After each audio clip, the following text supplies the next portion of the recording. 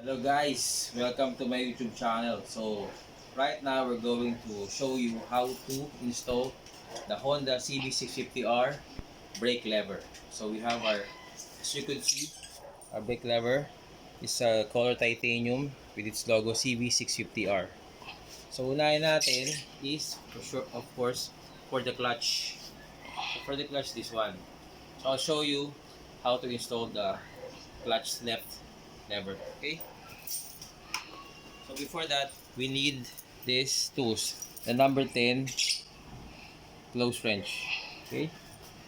And then the flat screwdriver. Okay? Okay, before we start, I'll show you which screw we need to loosen up first muna. Ito yung pinaka-top screw niya. Okay, pero unahin natin dapat yung bottom part. Ayan, nakikita niyo ba yung bottom part? I'll show you the bottom screw. Ito siya. Ito. Yan, ito. So, we need to loosen this up muna bago ito. Okay? Loosen off the lower part.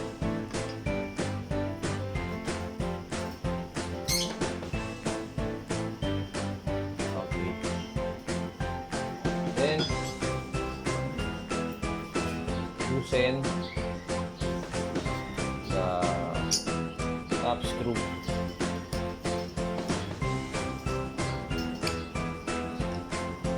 Okay. There you go. As you could see, we took off the screw here. Then, you can take this off now. There you go. Turn it upside down. There.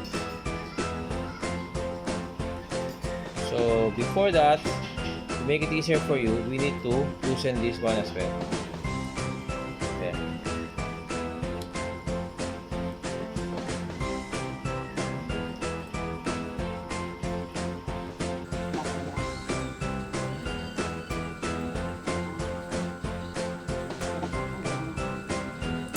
Okay. Then we will get now the left lever. This is the clutch lever. So before that, we need to put it inside first. The cable. There you go. Before, insert it inside. There. Okay. There you go. Looks easy. Then this one.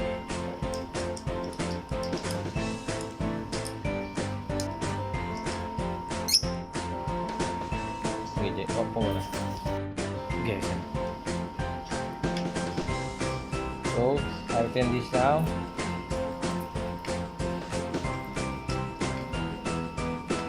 Yes, tayo kasi pag sumablay, gagis kasi yung ating mga top cover ng pagkakaroon ng scratch yung ingatan natin.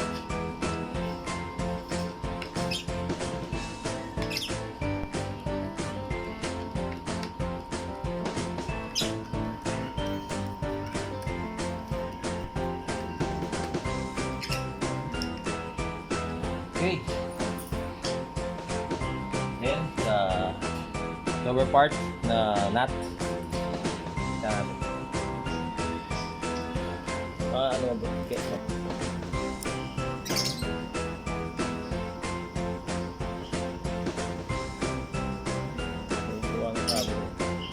Yun.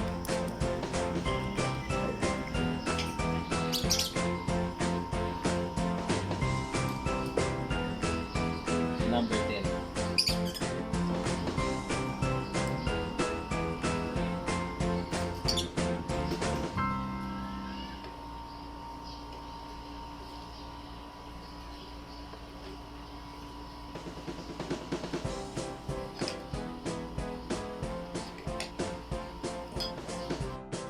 And then, for you to check the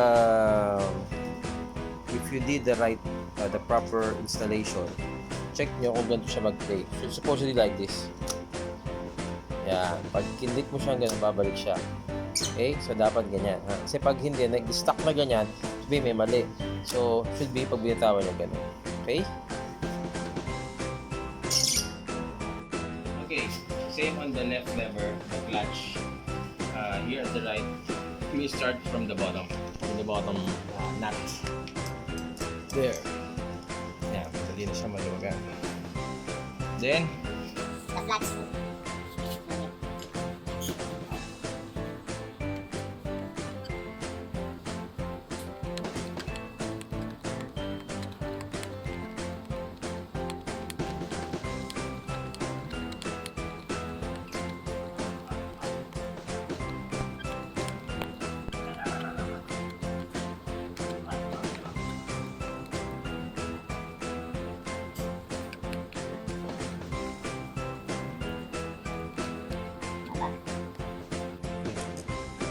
there you go.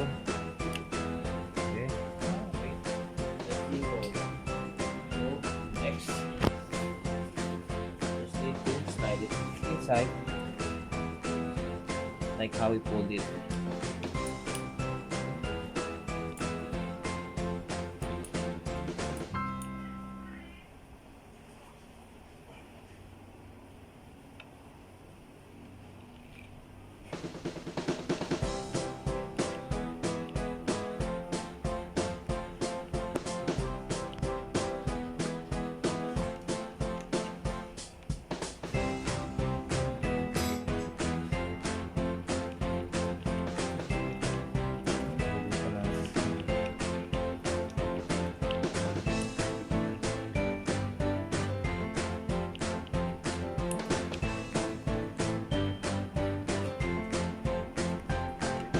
Now, what we did, left lever,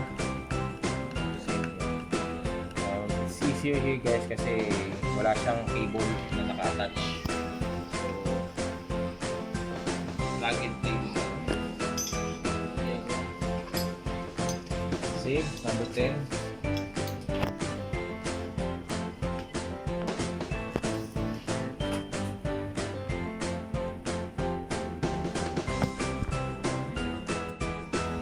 Ito na yung result ng ating aftermarket brake lever and clutch lever CB650R installation. Ito siya sa brakes. Then, ang design niya may nabibend pa, napo-fold namin. So, same with the clutch lever. So, to make sure that you did it properly, pag kindik mo ganyan, yun, mabalik naman. Okay? That's it. So, that's it guys. Okay, so guys, ito na yung result ng ating CB650R aftermarket brake and clutch lever installation. There you go. Ayan, binagay ko lang yung color sa kanyang body.